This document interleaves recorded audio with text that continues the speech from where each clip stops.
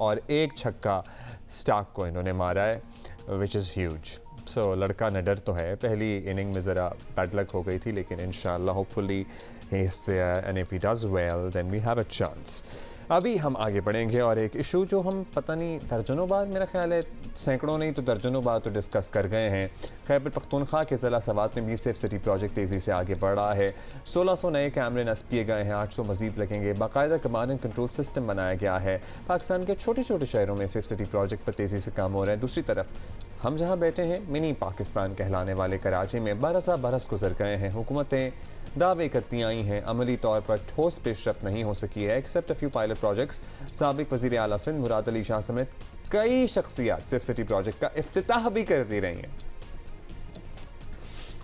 3 phases में ये चीज़ होगी।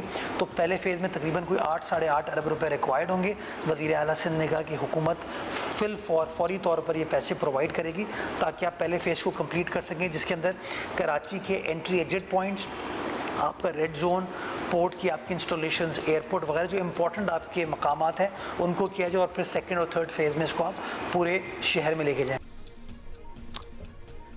ये तस्लीम शुदा बात है दुनिया में कि सेफ सिटी प्रोजेक्ट के तहत क्राइम पर काबू पाने में मदद मिलती है, मुलजिमान की गिरफ्तारी आसान होती है। सेफ सिटी प्रोजेक्ट कराची, मकसूद मेमन ने कोई 1.5 साल पहले कहा था इस सिलसिले में कि सेफ सिटी का मंसूबा फाइनल हो चुका है, बस ये फाइनल ही होती हैं चीज़ें।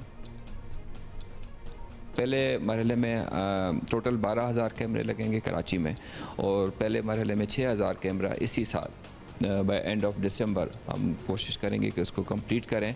तो 6,000 कैमरा से हम इस प्रोजेक्ट का स्टार्ट कर रहे हैं और नेक्स्ट ईयर हम 6,000 और लगाएंगे, तो टोटल 12,000 कैमरा पूरे कराची के अंदर लगेंगे। इसमें तमाम जोन्स कवर होंगे, तमाम एंट्री एग्ज़िट पॉइंट्स कवर होंगे और जितने शॉपिंग एरियाज़ हैं या जो बिज़नेस सेंटर्स हैं, जो इंपॉर्टेंट ऑफिसेज़ हैं, इन तमाम को हम इस चीज़ के अंदर कवर करेंगे।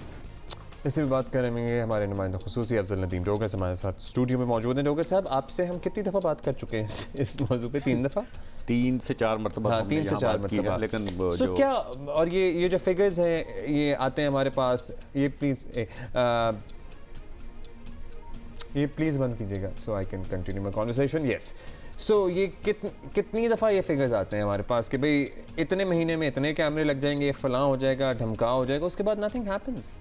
हाँ, देखें, जब हमने शायद ये 2022 में इस पे बात की थी तफसीली, वो मैं पूरा उम्मीद हुआ था और मैं एक अच्छी खबर के तौर पे आपके पास लाया था, लेकिन आप इस पे डिसएग्री थे क्योंकि हमारी बात भी हमारे तो तहफ़्फ़ुज़ात तब भी थे, देखिए वक्त ने हमें सही साबित किया।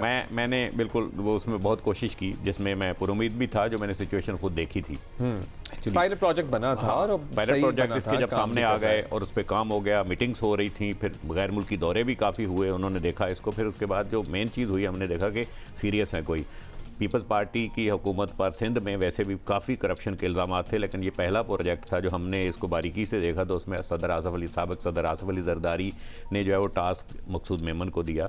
मकसूद मेमन ने इस पे ये 45 अरब रुपए का माजी में प्रोजेक्ट था जब 150 रुपए पे डॉलर था, तो उन्होंने इसको रिड्यूस करके तमाम इसमें डायरेक्ट जो कंपनियों से बात की, कमीशन कट लगाए बहुत थे, तो उसमें टोटली प्रोजेक्ट जो था वो 22 से 24 अरब रुपए में वो ले आए थे इस पे।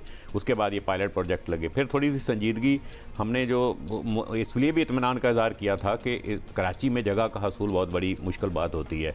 उन्होंने यहाँ सदर थाने में कोई दर्जनों क्वार्टर खरीदने से मतलब जो मुलाजमीन थे पुलिस के, उनसे खाली कराए, उनको अदायगियाँ की और उनको नया टावर बना के देना था। उसके तहत वो प्लॉट आज भी बिल्कुल 3 से 4 हज़ार गज़ का प्लॉट तैयार किया ताकि सदर थाने के अंदर शारा फैसल, मेन शारा फैसल के ऊपर कराची पुलिस ऑफिस से मुत्तसिल है, वो तैयार हो गया। तो उस पर हमने बोर्ड लग गया कि यहाँ सेफ सिटी बनना है। एक वजूद आ गया कि फ़ाइलें थी, फ़ाइलों पे धूल जमी हुई थी और वो फ़ाइलें बाहर हुई, मीटिंग हुई, सारा, तो ये सारा हुआ। तो अचानक से उन्होंने हमें टाइम भी दे दिया, दिसंबर 2022 का उन्होंने टाइम भी दे दिया कि हमने पहला फ़ेज़ मुकम्मल करना है। पहले फ़ेज़ में 2,000 कैमरे नए लगने, 4,000 कैमरे नए लगने थे 12 मेगापिक्सल के, और 2,000 कैमरे जो लगे हुए हैं इनको अपग्रेड करना था। दिसंबर 2022 में इसका इफ्तिताह होना था और अगले 6 महीने में दूसरा फेज़ होना था, जिसके तहत मजीद 6000 कैमरे दिसंबर 2022 तक ये कैमरे लग जाने थे जो पहला फेज के 6 थे, ठीक है। इफ्तिताह सिर्फ तख्ती वाला समझे ना लेकिन जो कट लगा, सारी चीज़ें हुई। अब आप देखें ना, किसी को इंटरेस्ट क्यों होगा? सच्ची बात है, अगर सिंध हुकूमत में वज़ीर आला मुराद अली शाह हैं, या इसका जो मंसूबा तो 2 लोगों का ज्वाइंट है, या NRTC है और एक सिंध हुकूमत है। इसमें मेन तो सिंध हुकूमत है, लेकिन NRTC एक सुपरवाइजरी मुतहर्रिक थी, तो फिर NRTC को इशू है, इस पे क्या इशू है? देखिए, NRTC को इसके बावजूद अगर इसका जो लीगल जो 10% कमीशन अगर बनता है, वो भी 2 अरब 40 करोड़ रुपए बनता था। 24 अरब वो भी तकरीबन इसमें से मिल सकता था, ये सारा होता। लेकिन जाहिर है अब ये सामने आ रही ना कि किसी का इंटरेस्ट क्यों होगा? वो इसलिए होगा कि उनको कुछ नहीं मिल रहा इसमें, क्योंकि सारा जो कट था 15 अरब का लगभग, वो सारा वो हो गया था। और मैं जहाँ तक समझता हूँ, और उसके बाद इनको जो आपने पूछा कि हुकूमत चली गई, हुकूमत नहीं गई थी। हुकूमत तो तो इनकी बत्ती गुल हो गई थी कि जिनको कुछ मिलना नहीं है वो क्यों करें। तो हुआ यह कि सिंध हुकूमत की तरफ से इस पे जो बजट था, वो जो फंड ही रिलीज़ नहीं किए गए, ताकि फर्दर आगे काम इसका प्रोसेस होता, पहले फेज़ के लिए होता। तो जो एज इट इज़ सारा जो जैसे हम सारा डिस्कस किया, ये पड़ा रहा। अब उसके बाद क्या हुआ, इन्होंने कहा कि यार ये तो कुछ नहीं है, ये तो मामला मकसूद मेमन तो बिल्कुल वो करें। तो इन्होंने वो इसका प्लान चेंज किया। इस पे जो आसिफ एजाज शेख DIG थे, उनको प्रोजेक्ट डायरेक्टर बनाया गया इनका। और उसके बाद जो है वो मामला NRTC को गया। उन्होंने चंद बड़ी तेज़ी दिखाई शुरू में, तो जाहिर है वो मामला जब इस पे हुआ तो फिर मामला वहीं आया, 45 अरब पे वापस चला गया। दोबारा चला गया ना, दोबारा 45। बात ये कि होना 45 अरब रुपए में जो मर्जी कर लें, 24 में नहीं हम सेटल होंगे इस पे। अब जो है इन्होंने ये सोचा था कि सारा मुकम्मल करके निगरान हुकूमत के कर देंगे। अब निगरान हुकूमत वाले भी तो ऐसे नहीं बैठे हुए ना। जब ये देखा कि 45 और 24 अरब का कितना डिफरेंस है, उन्होंने मकसूद मेमन को फिर बुलाया, वज़ीर आला निगरान ने, और काबीना ने पूरी ब्रीफिंग ली। ब्रीफिंग वही थी जो हम बात कर रहे। जब इतना डिफरेंस आया तो उन्होंने इस पे तहफ़्फ़ुज़ात का इज़हार किया, और उस पर जनाब उन्होंने इसको नए सिरे से इसकी फिजिबिलिटी वगैरह ये वो सारी चीज़ें करने का कहा और लॉक कर दिया। क्योंकि देखें, बेसिकली जो मंसूबा ये बनाएगा इस वक्त 45 अरब में, गले में उसके लटक जाएगा फंदा।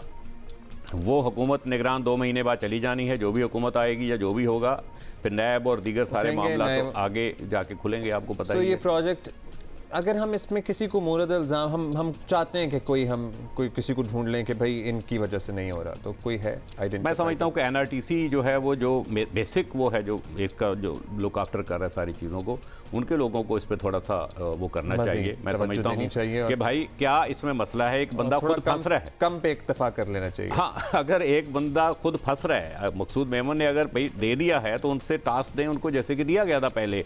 आप उनसे 24 अरब में कराएं, हमें तो देखें तकरीबन कितना फ़र्क है, 18-19 अरब रुपए का फ़र्क है। चलो 30 अरब में भी ये कंप्लीट हो जाए मंसूबा, मैं समझता हूँ तो गनीमत है, बस हो जाए। थैंक यू डॉक्टर साहब, थैंक यू।